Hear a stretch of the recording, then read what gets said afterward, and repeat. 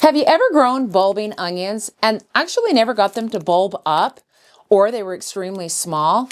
I love onions, and I've had the best success when I start them from seed. Today, I'll be going over how to start them from seed, the basics of short day, intermediate day, and long day onions, and how to figure out what's best for where you live. Let's get started.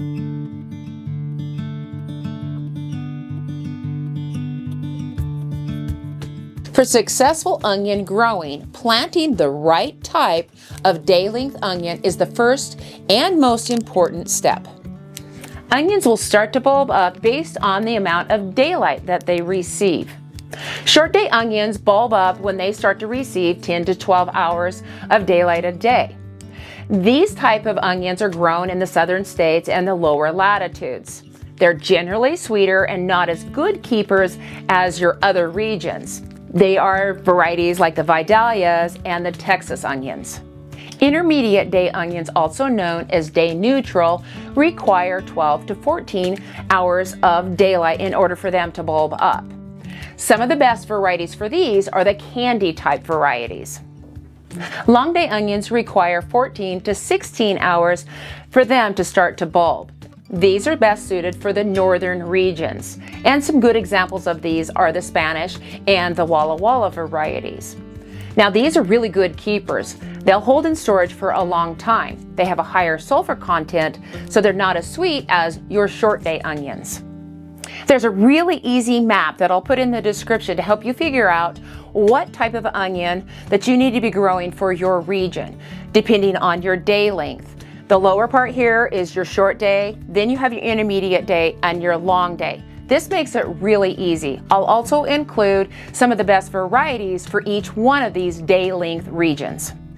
So before you buy your seeds, make sure you know your latitude and what day length you need to be growing, what type of onion.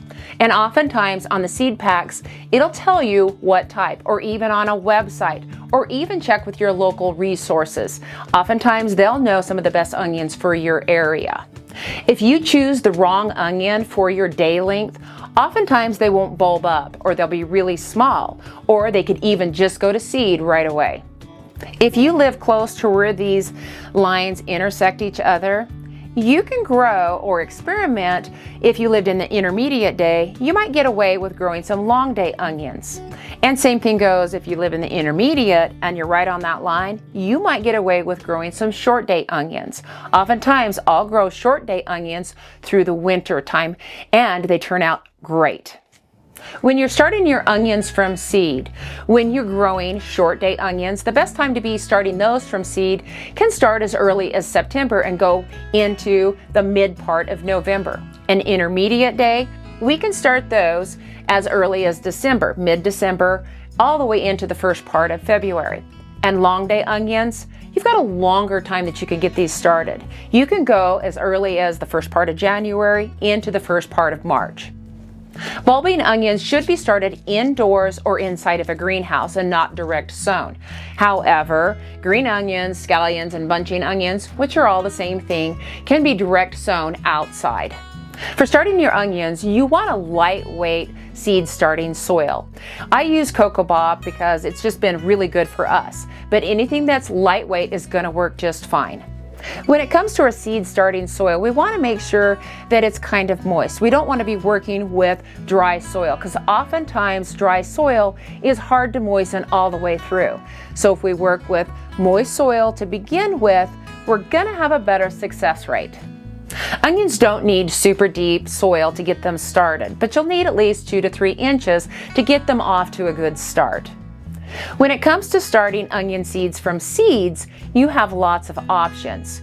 You can use these trays for sowing lots of seeds. This is great for large farms or large gardens that's going to be planting hundreds of onions. If you're selling your onions, then you can start them in these 4-inch pots. These are great because you can put about 15 to 20 seeds in each one of these. And you can do them for yourself as well. Or you could also start them in cells. When you're using these small cells, you're only going to be putting 1 seed per cell. But whatever you start them in, you want to make sure that it has drainage holes. For these cells, I'll just go ahead and put my potting soil all the way to the brim, and I'll just rub it through here and brush off the extra. Then once I'm done with that, then I'll just take my fingers and come through here and push that soil down just a little bit. What this does is it creates a little bit of a bed for those seeds to just fit right in. And then once I'm done with this, then I'll be popping my seed right in each one of these cells. One seed per cell.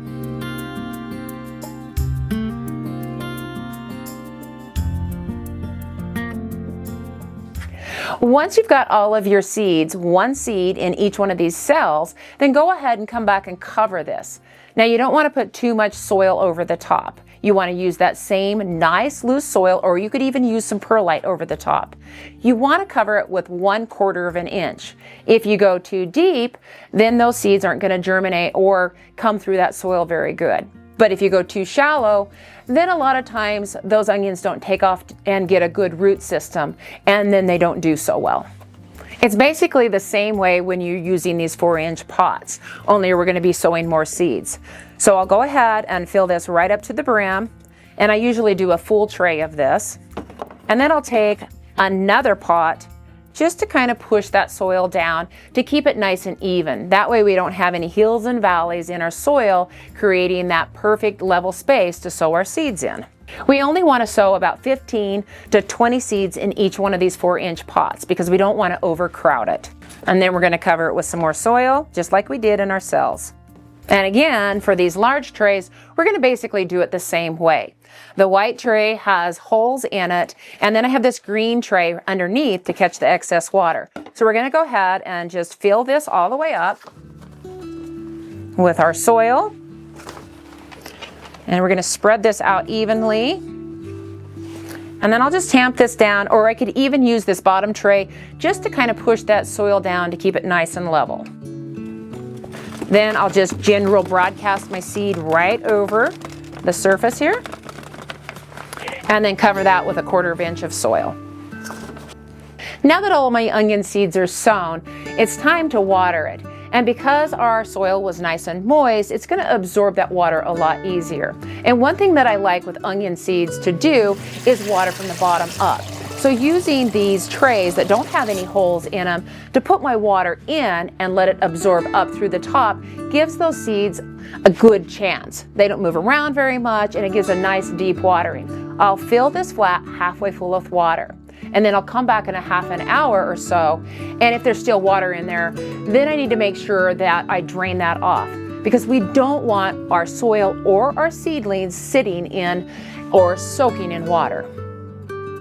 Every house temperature is a little bit different. The warmer it is, the faster it's going to dry out. So I'm saying that I water once a week in my house, but my house is a little bit cooler than maybe yours could be. So I like to wait until the surface just starts to dry out, but not the entire pot. Then when it starts to dry out, then I know it's time to water again. If you have a dome, it would be a good idea to place that over your seeds. That way they have a higher chance of germinating. It just keeps that humidity up. But once you have 50% of your seeds that germinate, then you need to remove that dome and not put it back on. Because if you have too much moisture in there, then that causes a problem called dampening off, and we don't want that. In my greenhouse, I don't use a dome because the humidity is higher than it is in the house, so there's no need for that. Also, when your onion starts are up, it's time to start creating some circulation. And a simple fan is perfect for this. This helps strengthen those onion starts as well as helps minimize that dampening off. Onions will germinate best in warmer temperatures, around 70 degrees. So if your house is a little bit cooler, you might want to use a heat mat. If they're warmer, then you don't need to worry about it at all. In my greenhouse, I generally don't start my onions on a heat mat unless the outside temperatures are pretty cold and my heater isn't keeping up and keeping that greenhouse warm during the nighttime. And then I shut it off during the day. If you're growing your onions inside the house, then you're more than likely going to want to have a grow light. Unless you have a really nice sunroom or south-facing window.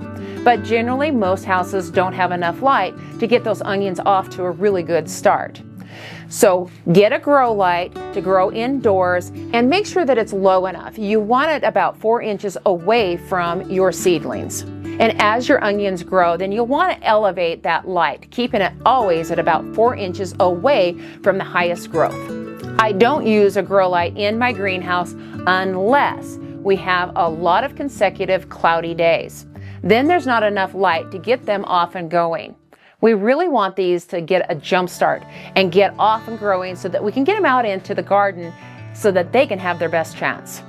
Once your onion starts are up about 1 inch to 2 inches, it's time to start thinking about fertilizing. And I like to use a liquid all-purpose fertilizer, but I'll use a low dose, and I'll use this every time I water. So if it calls for 1 tablespoon per gallon of water, then I'll only use a teaspoon. I always want a weak solution for these little tender seedlings, and I'll do that all the way until it's time to transplant them outside. You might want to think about thinning as well when you're planting your seedlings in these cells, when you're doing 1 seed per cell. Now oftentimes I'll end up accidentally putting 2 or 3 seeds in each one of these cells. And sometimes I miss a cell. So this is where, when they're about 1 inch to 2 inches, you can thin them out. And any of those extra plants that you thin out can be popped into those little cells that maybe you missed. The advantage of planting 1 seed in each one of these cells is later it saves you time. You just go out, you pop a little hole in, pop these right out, and put them in their hole. So it's super easy. When you're planting them in these 4-inch pots or even trays, you have a lot of seedlings in here that you have to separate. And they do just fine, but it takes a little bit of time to separate out the root systems. One thing that I like to do with my onion seedlings is top them. Once they get to be about 4 inches tall, then I'll cut them down to about 2 inches tall.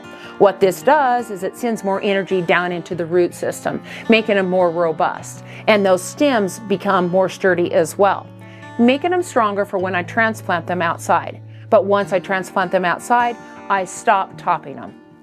Once my onion transplants are about as big around as a pencil, then I can transplant them safely to the outside garden. And that can take anywhere from 6 to 12 weeks. And that's it. With the right onion type for your area and a little patience, you're off to growing some great onions this season. If you found this helpful, give us a thumbs up, subscribe, and hit the bell for future notifications of our upcoming videos. Happy gardening and God bless.